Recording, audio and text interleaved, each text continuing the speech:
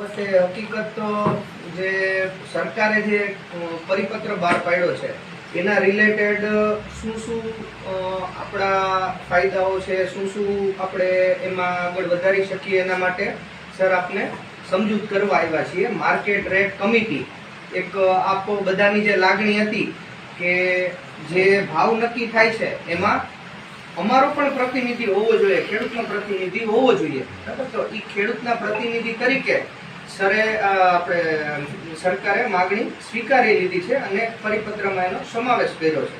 બરાબર, તો એમાં શું જોગવાઈઓ છે, આપણા માટે કઈ કઈ રીતે બેનિફિશિયરી છે, એને શું હકીકત છે, એના માટે સર આપણે બધાને સમજૂત કરવા આવ્યા છીએ. આપને બધાને એક ઈ વિનંતી છે કે એકારે સમૂહમાં કોઈ નહીં બોલીએ. બરાબર, જેમ અમે વાત રિક્વેસ્ટ કરવા આવ્યા છીએ, આપણે સમજાવવા આવ્યા છીએ. બરાબર, જેને કોઈ પણ પ્રશ્ન હોય તો 1 by 1 કેજો, શું એનું સોલ્યુશન શું આવી શકે એના માટે ચર્ચા થઈ શકે. સર વિનંતી કરીશું.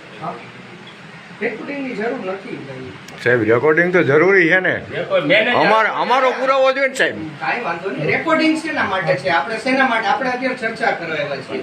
આ ચર્ચાથી કઈ તમે કોઈને કહેશો? ના ના સાહેબ, એમાં રેકોર્ડિંગ તો જરૂરી છે.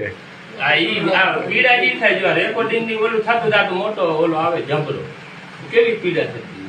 ના ના, એમાં કાંઈ વાંધો નહીં. જાહેરમાં ચર્ચા કરવા તમે આવ્યા હોત, રેકોર્ડિંગ ની શું કામ ના પાડો? બરોબર, ચાલો બરાબર. અમે છે ને આપની સાથે જે ચર્ચા કરવા આવ્યા છે એ ચર્ચા શેના માટે આવ્યા છે કે રાજ્ય સરકારે જે વળતર જે પહેલા ફક્ત દસ્તાવેજની કિંમતના આધારે હતું કે હવે માર્કેટ વેલ્યુ એટલે કે તમે જે કિંમતે દસ્તાવેજ થાય છે એ દસ્તાવેજના આધારે નહીં, પરંતુ છે ને જે માર્કેટમાં અસલી જે વેલ્યુ છે એના 2 ગણા પૈસા આપને રાજ્ય સરકાર આપવામાં આવે. એના માટે રાજ્ય સરકારે એક માર્કેટ રેટ કમિટી નક્કી કરી છે. માર્કેટ રેટ કમિટીની અંદર આપ એના 2 ગણા એના છે જે પણ ખેડૂતના પ્રતિનિધિ છે એ પણ અંદર સામેલ થશે, તો આપણે છે ને સારી રીતે એમાં કામ કરી શકીશું. બધા ખેડૂતોને મેં સમજાવવા આવ્યા છે કે આપ જે છે આપણે એક પ્રતિનિધિને અંદર મૂકો. આપ આવશો તો આપણા કલેક્ટર સાહેબના વેલ્યુઅર, પછી આપણા જે આના જે બીજા વેલ્યુઅર છે કંપનીના અને આપના વેલ્યુ ખેડૂતના વેલ્યુ, એ બધા સાથે રહી અને સારું એવું વળતર જે પણ નક્કી કરવાનું છે એ પ્રમાણે નક્કી થઈ શકશે. તો મેઇન આપને એ સમજાવવા આવ્યા છે કે આ કરશો તો આપને પણ આપના સારા વળતર મળશે. પહેલા આપની એવી જ માંગ હતી કે અમારો તો કોઈ વ્યક્તિ છે જ નહીં અંદર, પણ હવે આપનો વ્યક્તિ પોતાનામાંથી આપ નક્કી કરો, કોઈ એક વ્યક્તિ આ કે જે નક્કી કરો એ હશે, એના આધારે આપના અત્યારે જે બજાર કિંમત ચાલતી હોય એના 2 ગણા મળશે. આ પ્રક્રિયા ખૂબ સારી છે. આપ જો અંદર સહયોગ આપશો તો ઘણો સારો આપને પણ લાભ થઈ શકે એમ છે. એ જ આપણે સમજાવવા આવ્યા છે. હવે આપને કઈ પ્રશ્ન હોય તો આપ પૂછો. એટલે વેરીવર ગામ થી એક ઉકો કે પ્રતિનિધિ ખેડૂત તમારા છે ને ગામમાં દાખલા તરીકે 10 કે 15 વ્યક્તિઓના ખેતરમાંથી આવતો હોય ટાવર કે જે પણ જેના થાંભલા આવે ને ગામ બધી એક જ એટલે ગામ દીઠ એક ઉકો ને કે એના એક તાલુકામાં એક સાહેબ, રિયાલિટી તો તમને ખબર છે. પેલા તો તમારું સ્વાગત છે ગામમાં, અને અત્યારે જે આપણે સરકારે નવો પરિપત્ર મૂક્યો એમાં ખેડૂતને ફાયદો છે જ નહીં. એ અમે તમે જાણી, તમે તમારી ફરજ બજાવવા આવ્યા એ તમારું સ્વાગત છે, પણ તમે જો ગામનો એક પ્રતિનિધિ હોવો જોઈએ ને સરકારે આ બહુ સારો એવો કાયદો કર્યો છે, એની વેલ્યુએશન અહીંયા કેટલી એ હું તમે બે જાણી. માર્કેટ રેટ કેવી રીતે કઈ પ્રકારે નક્કી કરવો એ અમે તમે જાણી. એમાં ખેડૂતનું કાંઈ પણ અહીંથી કોઈ પણ એકને અમે નિમિત્ત મોકલી એની અહીંયા કાંઈ વેલ્યુ છે નહીં. આ વાસ્તવિકતા છે. કાંઈ પણ ભાવ નક્કી કરે એક કંપનીના અધિકારી હોય, સરકારશ્રીમાંથી હોય, અને ત્રીજા ગામનો કોઈ પણ ખેડૂત હોય, એમાંથી એ 2 જે નક્કી કરે છેલ્લે એમાંથી નીચામાં નીચો જે રેટ આવતો હોય એ ભાવ નક્કી કરવાનો. તો એટલામાં તો અમારું કંઈ થાય જ નથી. આ છે ને આપના મનનો વહેમ છે. વહેમ કઈ રીતે છે? હું આપને સમજાવું. આપનો પ્રશ્ન જે છે એના પછી હવે હું આપને સમજાવું.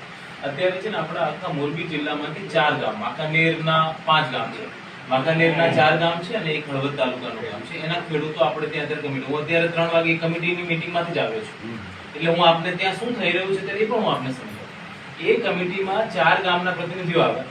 એ પ્રતિનિધિઓએ પણ અહીંયા જે લગભગ 20-25 એમના વેલ્યુઅર હતા, એમાંથી એમને જે ઠીક લાગે વેલ્યુઅર એમને પોતે નક્કી કર્યું. એક ગામના જે ખેડૂતના પ્રતિનિધિ આવે, આપણા જેવા જ ખેડૂત, પાઘડી જેવું બાંધીને અને સિમ્પલ પહેરવેશ, જે ગ્રામીણ પરિવેશ હોય એવું જે પહેરીને આવે, અને હવે 3 ભાવ આવશે.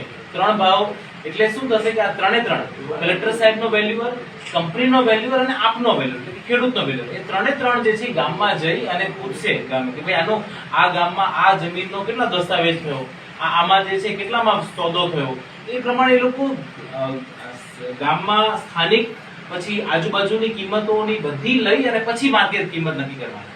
પહેલા શું થતું હતું DLVC માં કે એમાં ફક્ત દસ્તાવેજના આધારે નક્કી થતું હતું કે જંત્રી કેટલી છે, પણ હવે એવું નથી. હવે શું છે કે આ થશે અને તમને એવું છે કે અમારા ખેડૂતોનું ત્યાં શું, અત્યારે કલેક્ટર સાહેબની મીટિંગમાં એક સામાન્ય ખેડૂત ત્યાં એટલું જ ચેર પર બેઠા છે અને એ પણ એમને પૂછે છે સાહેબ નથી પૂછતા ખેડૂત હકીકત સાહેબ અમે ખેડૂત જબરદસ્તી આંદોલનમાં ગયા હતા. એના કરતા હું આપને 4-5 ગામના છે પ્રતિનિધિ અને એમનું ગામનું નામ જ કહી દઉં, બરાબર? એ પણ આપના જેવા જ ખેડૂત હશે, ખેડૂતનું નામ અને એટલે તમે એમનો પોતે જ સંપર્ક કરી લો કે ભાઈ એમને સાંભળે છે કે નથી સાંભળતું. સાંભળી તો અમે છે, હવે સાહેબ આ એક મારો એમ નહીં, એક આ મારો પહેલો પ્રશ્ન હતો. બીજા પ્રશ્નમાં કોઈ પણ ખેડૂત જે આ સરકારે નવો પરિપત્ર આપ્યો છે એમાં અમે એગ્રી નથી. જે આ 2% કાયદેસરની જો એની વાસ્તવિકતા જોઈ ને તો જે કંપની અમને પેલા આપવા તૈયાર હતી એ ભાવે પૂરો થતો નથી. આ સરકારશ્રીના નવા પરિપત્ર મુજબ અત્યારે જે સરકારે 2 ગણા 3 ગણા તારના 5% માંથી 25 માંથી 30% કર્યા, એમાંય અમે અમારા જગ્યાનું જો માપ કાઢીને તો સાહેબ એ પેલા જે કંપનીના જે અધિકારીઓ આપતા હતા ને એટલું થતું નથી સાહેબ. એ અમને મંજૂર નથી આખા ગામને. પણ એ વસ્તુ તો અમને ખબર છે, અમને ખબર છે કે તમને જે જૂના ભાવ જે છે એ તમારા માર્કેટ કિંમત પ્રમાણે નથી બરાબર. એટલે હવે અમે અસલી માર્કેટ કિંમત ને એ જે માર્કેટ કિંમત આવશે, દાખલા તરીકે તમારા ગામમાં અત્યારે 40 લાખ રૂપિયા વીઘા કોઈ જમીન વેચાણી છે, તો હવે એ 40 લાખ રૂપિયા વીઘેના 2 ગણા વિચારો એના ડબલ 80 લાખ રૂપિયા જે છે એ તમને એ તમારા જમીનમાંથી જેટલું ક્ષેત્રફળ જાય છે એટલા મળશે. એટલે વસ્તુ શું છે, આપ જે ખાલી મનમાં આ બધું વિચારીને કે આ બધું નહીં મળે કરીને ડિલે કરવાનો કોઈ અર્થ નથી. હું આપને એ સમજાવવા માંગુ છું, અમે તો સરકારી અધિકારી છીએ, અમે કોઈ બીજું તો છીએ નહીં. અમે તમને ખોટી વાત નહીં કરી. બીજા કોઈ વ્યક્તિ આવે તો તમને બીજી રીતે ભરમાવે, આ કરે તે કરે. વિચારો જો મામલતદાર અને પ્રાંત અધિકારી પોતે આપણી સાથે વાત કરતા હોય અને અમે પણ ખેડૂત છીએ ને, અમારા ખેતરમાંથી પણ જો થાંભલો જાતો હોય તો અમને ના થાય કે ભાઈ અમે અમારે તો હજી સરકારી નોકરી છે, જે ફક્ત ખેતી ઉપર નિર્વાહન કરતો હોય એની શું પરિસ્થિતિ હોય અમને જાણીએ છીએ. એટલે એ પ્રમાણે જે સાચું છે એ આપને કહીએ છીએ અને અમે કોઈ પ્રેશર કરવા કે બળજબરી પૂર્વક આપની પાસે કોઈ કામ કરાવવા નથી. અમારું કામ છે ફક્ત સમજાવવાનું અને જે સાચી માહિતી છે આપના સુધી પહોંચાડવાની. કે આપ જે છે આપના પ્રતિનિધિને મોકલશો તો આપની મંજૂરીથી બધું થશે. આપનો પ્રતિનિધિ જે છે એ ત્યાં એ વેલ્યુઅર નક્કી કરશે. એ વેલ્યુઅર જ્યારે અહીંયા આવશે ત્યારે વેલ્યુઅર તમારા ખેડૂતોનો સંપર્ક કરીને એ કયા કયા સર્વે નંબરો છે, એની આજુબાજુના સર્વે નંબરોમાં જે વેચાણો થયા છે એમાં અસલિયતમાં કેટલો ભાવ હતો એ ભાવ લઈ અને પછી નક્કી થશે. એટલે પછી આગળ 25 વર્ષ આગળ જાય તો અમે એ વિચાર કરીએ અમારી વાહની પેઢીનું ભવિષ્ય. અત્યારે અહીંયા હાલો ગામની આસામની સીમા 5 લાખ જ ભાવ છે, આમ છે 45 લાખ. 2050 હાલો પછી આ કામ ને બધી હાલો આ તો તમે થાંભલા ને એકની જ 80 લાખ તો કીધા છે. કોરિડોરમાં સાહેબ જે 5% નો વધારો આવ્યો ને ખેડૂતને એમાં કાંઈ ફાયદો નથી. કોરિડોરથી ને એટલું જે થાંભલો આવે ને ટાવર એટલું ને એટલું નુકસાન છે. જમીનના માર્કેટ રેટ પૂરા ડાઉન થઈ જાય છે. એટલે કોરિડોર જે છે એ કોરિડોરની અંદર બરાબર છે, પેલા 25% હતું, એમાં 30% શું કામ થાય, એમાં 100% કેમ ટાવર નહીં? આવે કે કોરિડોર આવે, નુકસાની એટલી જ છે. માર્કેટ વેલ્યુ પૂરી ડાઉન જ થઈ જવાની છે જગ્યાની. અત્યારે માની લો 20 લાખ જગ્યાના ભાવ હાલતા હોય અંદર ગાડે, એ જગ્યા કોઈ 10 લાખમાં લે નહીં. મારું ખુદનું ખેતર આવે અને મારે ખુદને વેચવું જો કોઈ પછી પાર્ટી હોય છે. આ વાસ્તવિકતા છે. મજૂરી ના પાડે છે કે આવો છે એ તો ઘણી બધી પ્રોબ્લેમ થાય એનાથી. 4 હાથનો જે પરિપત્ર રહ્યો ને સાહેબ, પરિપત્ર જેમને સાહેબ પેલી વસ્તુ તો એ મંજૂર નથી. નવો પરિપત્ર સરકાર બહાર પાડે ને પછી અમે સામેથી અમારા અમે સભ્ય આપશું દઈશું. તમારી પાસે સાહેબ. અમને 4 ગણું વળતર જોઈએ, 2 ગણું નહીં. હેતપરના સમર્થનને જે આંદોલન હાલે પૂરું એમાં અમે સામેલ છે. લેખિતમાં અમે આપેલું છે અને અમે એમાં જોડાયેલા છે પૂરેપૂરા. આમાં અને એમાં સમિતિમાં જે અમે એગ્રી નથી. કોઈ પણ ખેડૂતને તમે પૂછી શકો સાહેબ. એક વ્યક્તિ એમ કે અમને આ મંજૂર હોય તો તમે અમે એગ્રી થઈ જશે. અમે કલેક્ટર સાહેબને આવેદન પત્ર દીધું, થાંભલો ખોલીને મફત વીજળી દીધા, ફ્રીમાં જાઓ. એમાં 365 ગામના લેટર પેડ ઉપર દીધું છે એમાં અમારું અને એમાં અમારું છે. અમે અહીંયા જેતપરની સાવણીને જે થઈ છે એ અમને મંજૂર છે. અમે છે ને અમારું કામ સમજાવવાનું છે. હા. ના ના એ તો બરાબર છે સાહેબ. તમારું સ્વાગત છે. થેન્ક યુ, તમે સમજાવ્યા એ બદલ. સરની એવી લાગણી ના ના એ સાચું બરાબર છે. શિરોમાન્ય રાખી. સાંભળો, સરકારની અને સાહેબની અને અમારી બધાની એવી લાગણી છે કે એટલીસ્ટ એક સ્ટેપ આગળ વધારો. આપણે આ વેલ્યુઅર નિયમમાંથી ભાવ નક્કી થઈ જશે ને તમને આજ વળતર મળશે એવું તો નથી ને. ના, ના. આ તો એક સ્ટેપ છે. આ સ્ટેપ જો જ્યારે પણ તમે એમ કહો છો કે અમારી આટલી માગણી નથી, ત્યારે સંતોષ હશે અને આપણે ઈચ્છીએ કે જે મુજબ બધાનું નિયમ મુજબ થતું એ મુજબ થશે, બરોબર. પણ એના માટે પછી શું કરવું પડશે? તમારો વેલ્યુઅર તો નિમવાનો જ છે. પછી અમે કહીશું ને તમારે. તમારી પાસે આવશું, તમને ધક્કો નહીં ખવડાવી. અમે સામેથી દઈશું અમારો સભ્ય, પ્રતિનિધિ આપી દઈશું. અમારો પ્રતિનિધિ સામેથી દઈશું. અમારો પરિપત્ર જે મંજૂર થાય ને. તમારો તમને નિયમો પડે એટલે અમે સામેથી આવ્યા. ના ના સાહેબ એ તો બરાબર. થેન્ક યુ, તમારો આભાર. તમને કહું સાહેબ, હું છેલ્લા 1.5 વર્ષથી જોટીભાઈને ખબર છે, 1.5 વર્ષથી આમાં લડું છું. તમે મારા ખેતરમાં થાંભલો આવે અદાણીનો 705 કેવીનો, બરાબર. 7 ફેરે હું કલેક્ટર સાહેબ આગળ જઈ આવ્યો, મને કાંઈ જવાબ નથી દીધો. કોઈ સાંભળવા સાહેબ તમે સાહેબ હમણાં વાત કરીને મને બરાબર છે, આ શિરોમાન્ય છે.